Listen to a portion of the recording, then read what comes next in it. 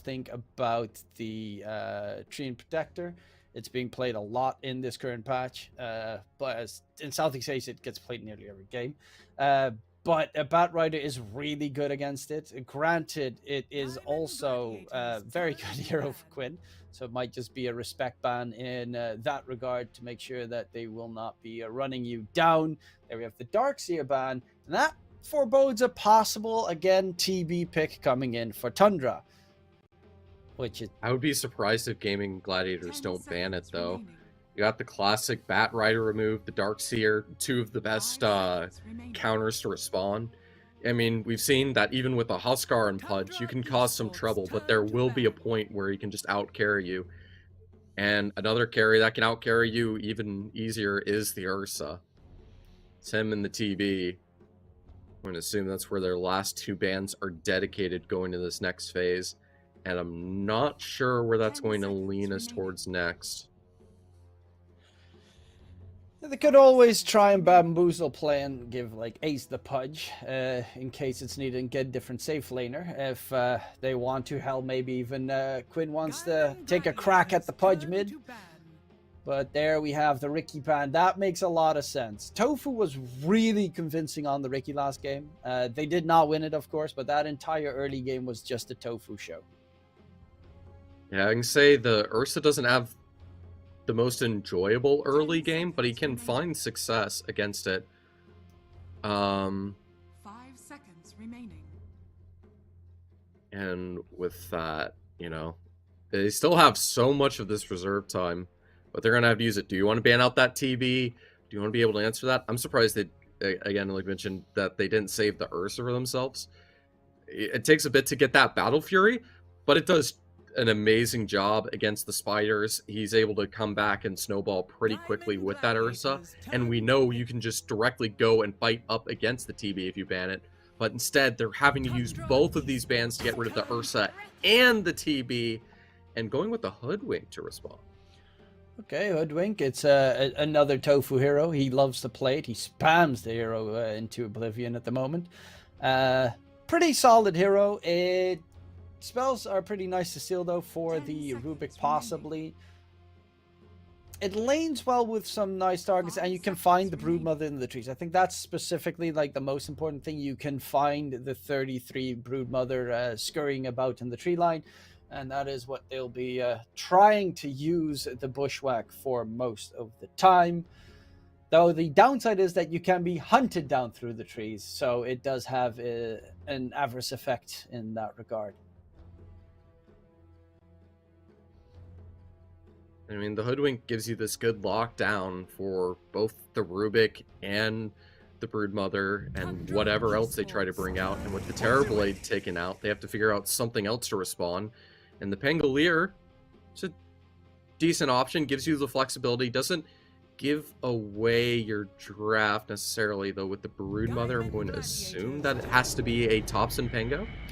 It's very likely a Topson Pango, Snaking, Phoenix, both very clear-cut priority picks for those two players specifically. Yeah, just give them comfort, and there we get to see the Quinn. It is an interesting matchup between the Pango and the Ember.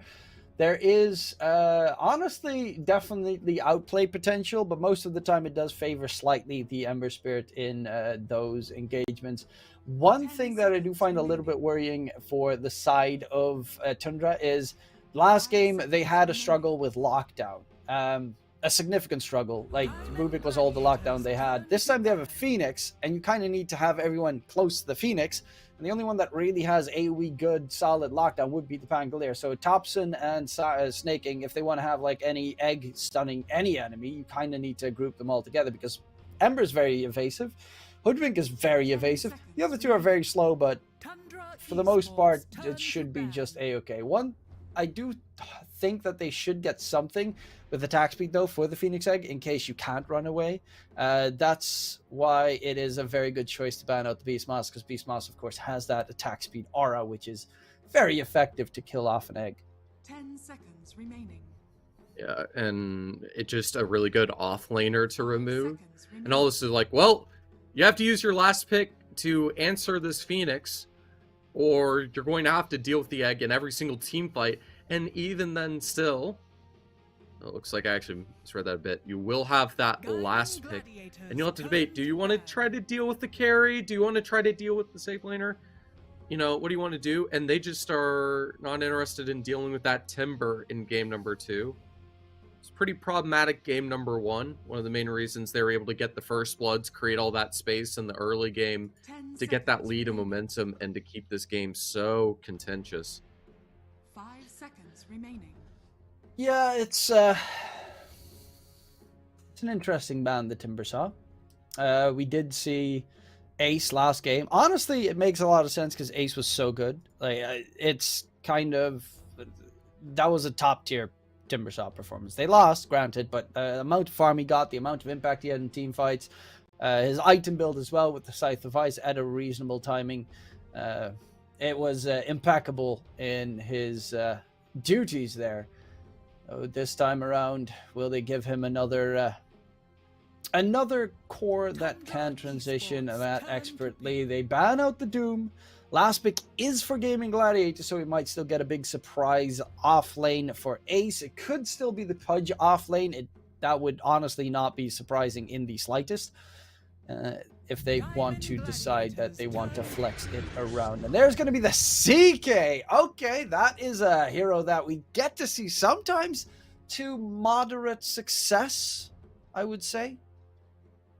Maybe overall, most of the time I've seen it, it's been disappointing at best. I'm trying to usually bump it up a bit. Usually they try to find the success without the ults. There's a lot of just AoE damage to clear the illusions off. So I think a lot of it's going to be relying on getting this lockdown with the Rubik, I suppose, and maybe a little bit of the Pango. The CK stun to try to allow the CK to get those bursts. The CK stun is certainly nasty. And importantly, that passive gives sustain. I don't know how well it goes up against in the strength matchup in comparison to, say, you know, the Pudge. I don't know if it's as good as, say, a Lifestealer, for example. Oh, no, a Lifestealer would be 10 times better to kill off a Pudge. I actually think CK is probably a very weak choice in that regard. It is good to kill off the supports and possibly Ember if Ember is slightly underfarmed, but the downside of a Pudge is he gets Axe, then you have the healing reduction against the Broodmother's healing, which is going to go Guardian Greaves, against the Phoenix Sunray, which is obviously a ton of healing, and the CK's third spell, I cannot think of the Chaos Strike, something along those lines.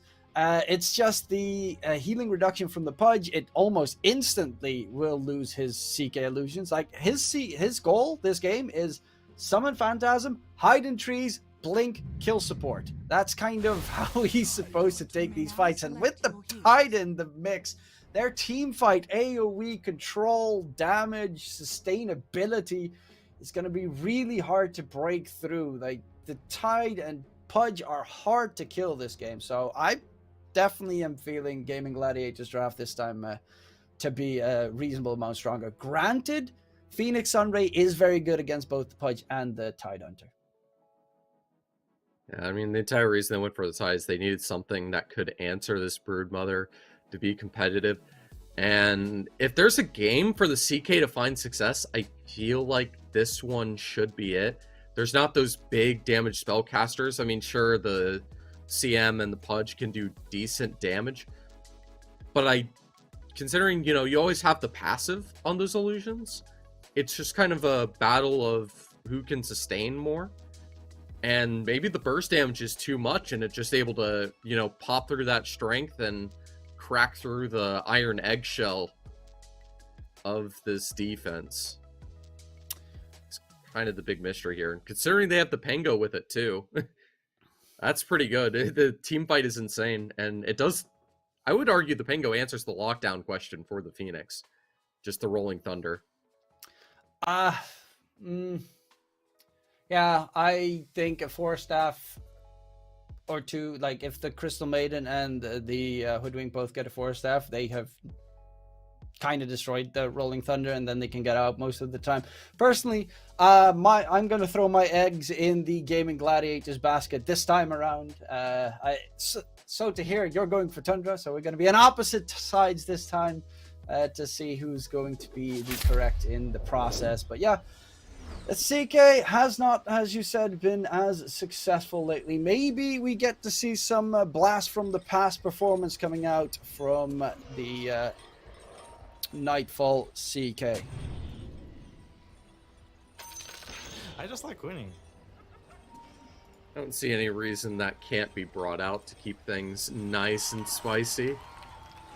Well, do you want to keep things nice and spicy? Don't forget to press the banner below the stream to get yourselves a $15 free bet over at BetBoom. It is going to be first blood secured. Another kill at the start of the game and another freeze into hook combination. It is, well, different lane, same story. They enjoy getting this first blood. And I don't know, is the Pudge something Gaimin Gladiators go for so often, or is it specifically against this Brood situation? It's primarily against Brood, but they also like to play it in general. Duracho is a lover of strength melee heroes. Like Dawn is a hero that he loves. He's played the safe lane Mars a reasonable amount of times. He kind of just plays everything that's required for his team, but his Pudge is really good. He kind of reminds me of Watson in that regard. Both the safe laners tend to just like play whatever their team requires of them.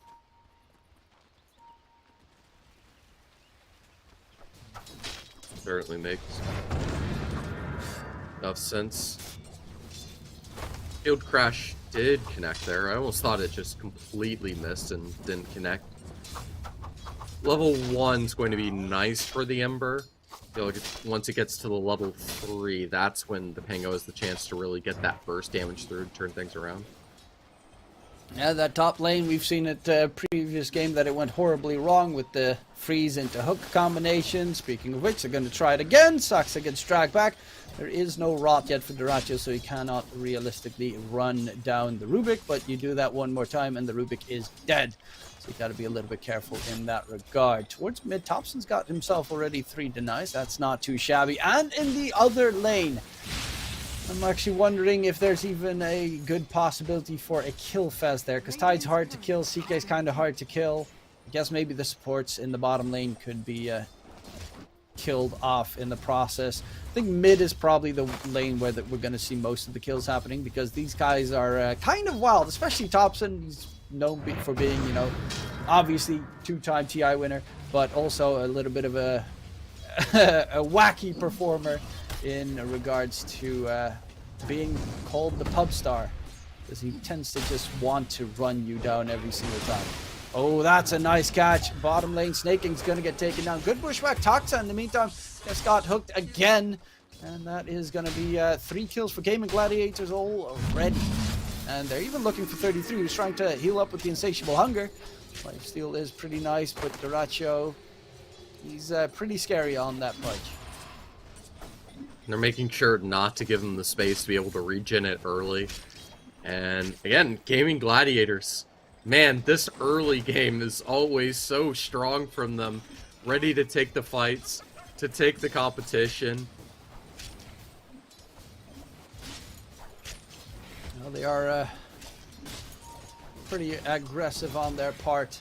And it's lovely to see, of course, that we don't have, you know, just super farm-heavy teams. I mean, their drafts are definitely not farm-heavy. Both these sides don't actually have a quote-unquote heavy late-game core. No Agi cores, the safe laners in this game, so a lot more brawly mentality coming in.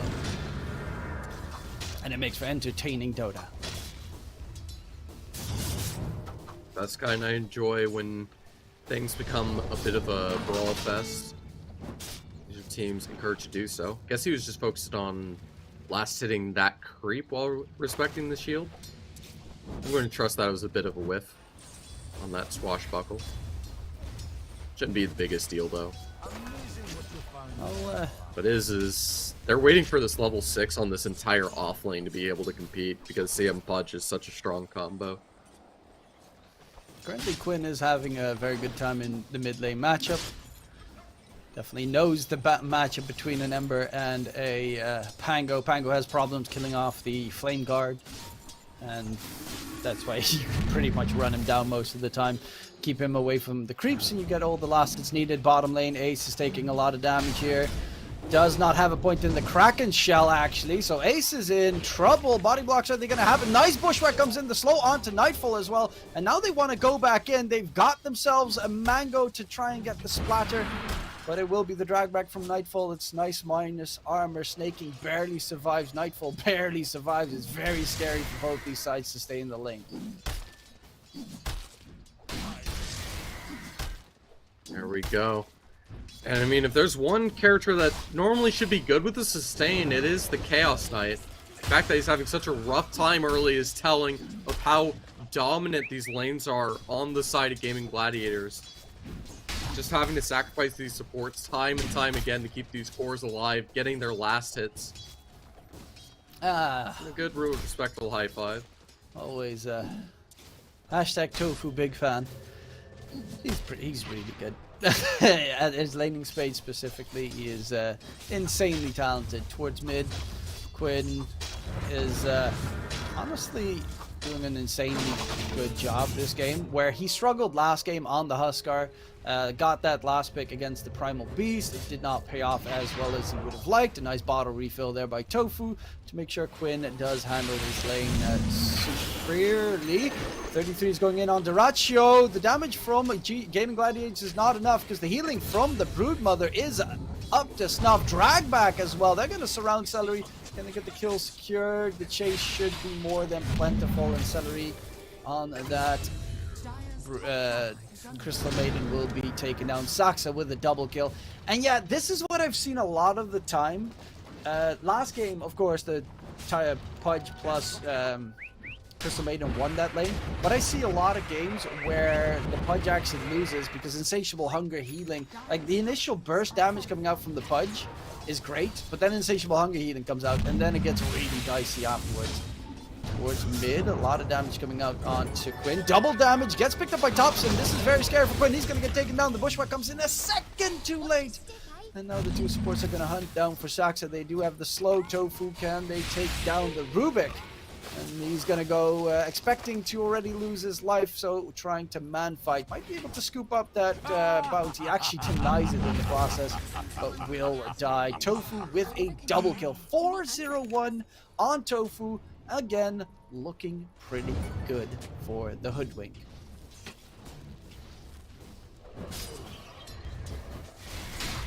There we go. Got a bit of those good old right clicks coming in.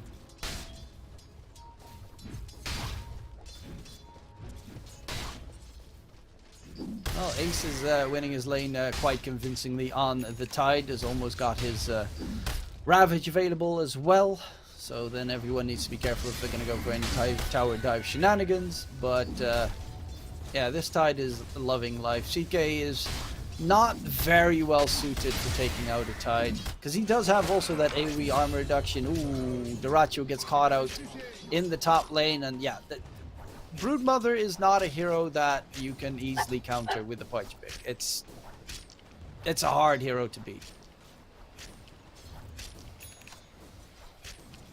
But able to find those early levels, about to get that level 6 in these off lanes to have that sustain, and this Pango ready to fight directly against Quinn. So there's someone that should be able to win out mid duels. It would be this Ember, able to consistently dodge those Pango swashbuckles. Definitely capable so far. He's got himself the full Orb of Corrosion. That's good for ganking. Doesn't have a point in Searing Change just yet, so slightly less good for ganking at this stage. But you know what is good? Getting yourselves a nice $15 free bet over at BetBoom with the banner below the stream.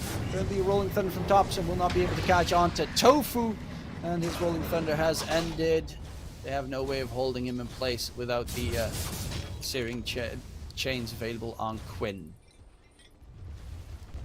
Dire's top tower is under attack.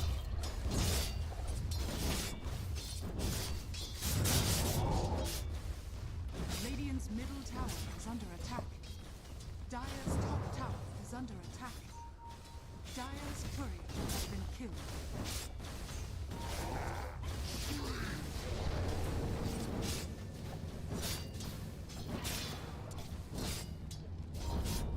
Dire's top tower has fallen.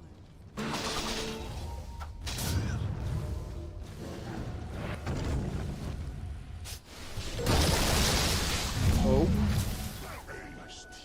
I don't consider myself the best player. yeah, he's still significantly ahead of the Pudge of Duracho, but the Duracho has himself the Vanguard already, so he can just jungle and farm up pretty efficiently. Tier 1 tower top lane has already been secured by the Broodmother. Bottom lane, Ace is going to try and do the exact same. Actually, Ace is going for more AoEs, building up the Ags as his first item. I love this choice. It's so good this game. You've got the armor reduction and the AoE, from the AoE Gush coming into play. You just in general have AoE Gush, which first of all is superbly just strong to have. And it will be able to clear up the CK illusions, the Broodmother spiders, everything that you need. Oh my god, Tofu almost gets shellacked there. Tries to go for the TP into the trees, will be taken down by Thompson, who is going to try and do as much damage onto Quinn as he possibly can. But that will be the end of the roll. It's a 5-kill streak that he manages to pick up, so that's at least a decent payday.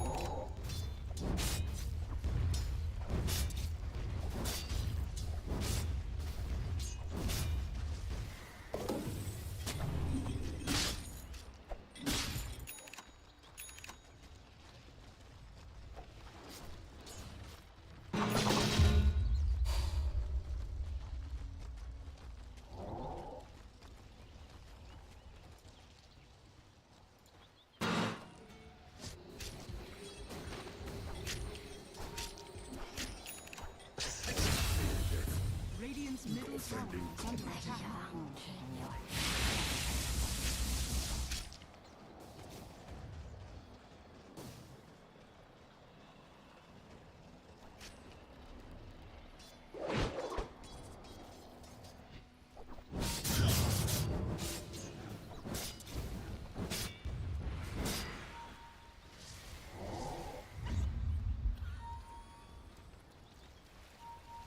They just smoked underneath. Hard vision there from the Tundra side, so they're going to back off.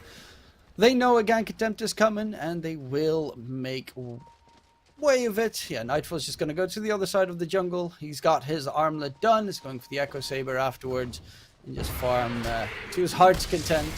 Same thing that obviously Duracho needs to do at this point, because he walks into the top lane. It gets a bit scary. Speaking of scary, Saksa will be jumped quickly and taken care of quickly. Was hoping that he'd get a Fire Remnant steal there from Quinn, but unfortunately the Flame Guard was used a little bit later.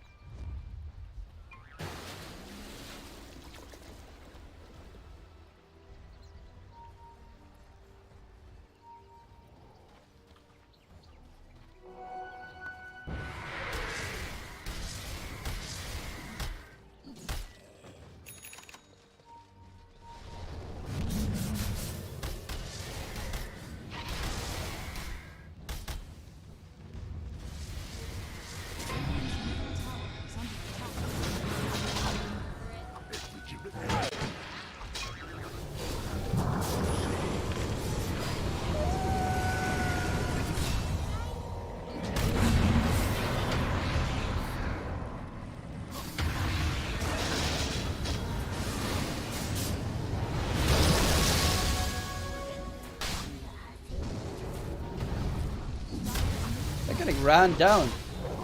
Ace used the Ravage as well. He's going to get taken down. That's going to be 4 kills there for Tundra. Duracho did not rotate in because he is kind of behind in terms of net worth, trying to get some farm going. But big fight there. And a lot of good catches for the Tundra side, opening up the tier 1 tower towards mid. And that's an engagement they desperately needed as well. Because obviously the Pudge was struggling, but the rest of the Dire side was looking pretty good, looking very comfortable.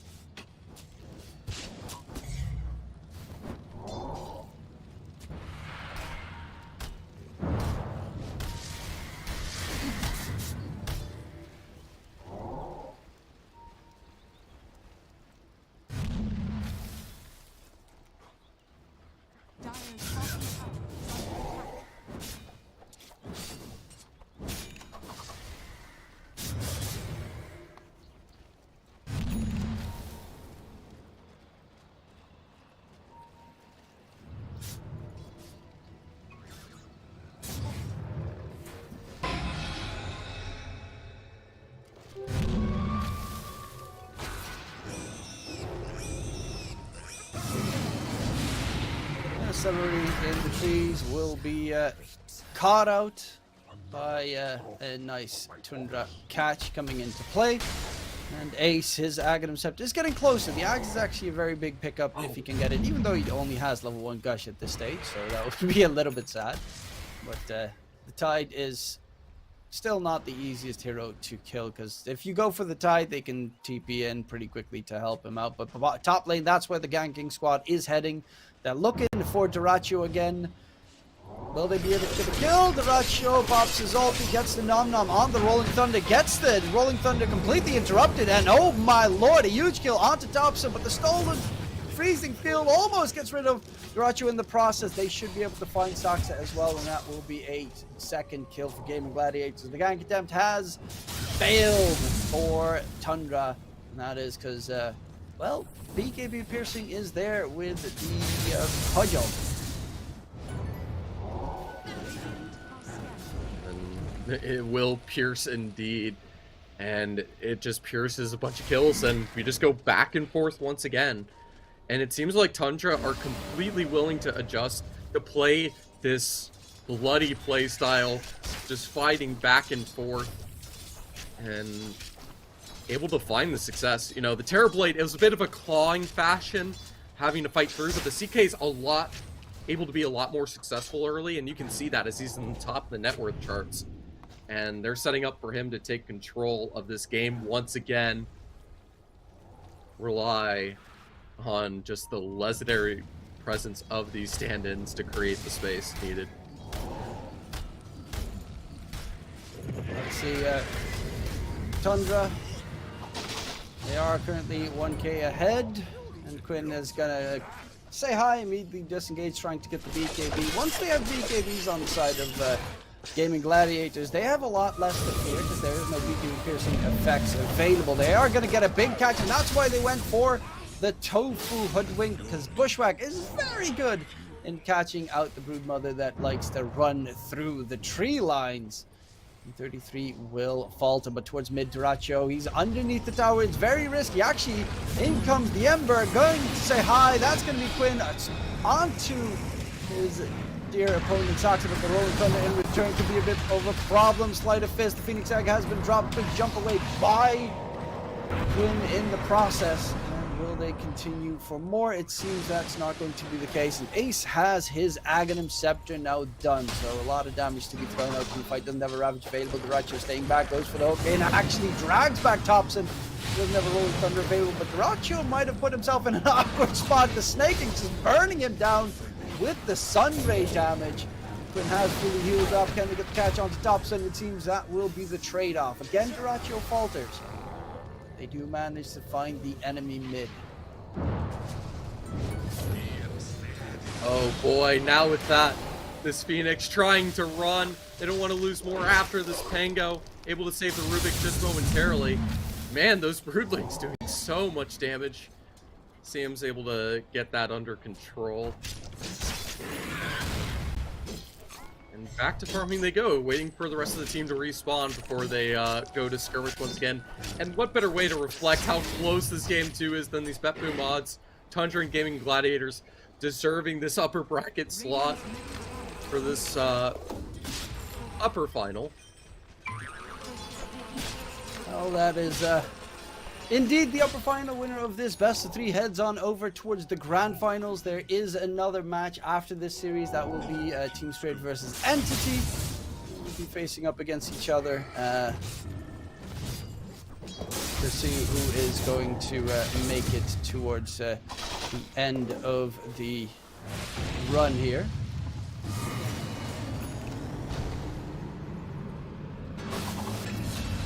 Go, just that Phoenix burn. It's so disgusting. Satsuka able to get another. Yeah, the Phoenix Sunray is doing a pretty insane amount of damage in all of these fights. That's the plus of playing against strength heroes on the opposing side. Quinn gets jumped. Can they get the full stun lock secured onto the Ember? It's going to be a little bit more problematic than that if you just Fire Remnant back to safety. And in the meantime, Ace is building up the pipe, so he's just building up defensive tools. Did not go for the Guardian Greaves this game, so they don't have the healing on their side. But definitely a big plus to build some more defensive, because they are getting just destroyed primarily by the magic damage until the CK is strong enough to be able to man-fight his opponent. Speaking of which, Nightfall does have his BKB available, and Nightfall has not really shown his face that much just yet. Racho, though, will be jumped here in the bottom lane. Does have his Ag, so you can see a lot of damage in return coming out. Oh my goodness, that's without the illusions. Yeah, that's Pudge that's been struggling a little bit this game against Nightfall, who's been loving life. He also does have the Mage Slayer now, so the magic damage coming out from the Rot will be also significantly reduced. He desperately needs that, because otherwise it would be a tough fight to muster. With that, Radiant's middle tower I just get worried because this Broodmother is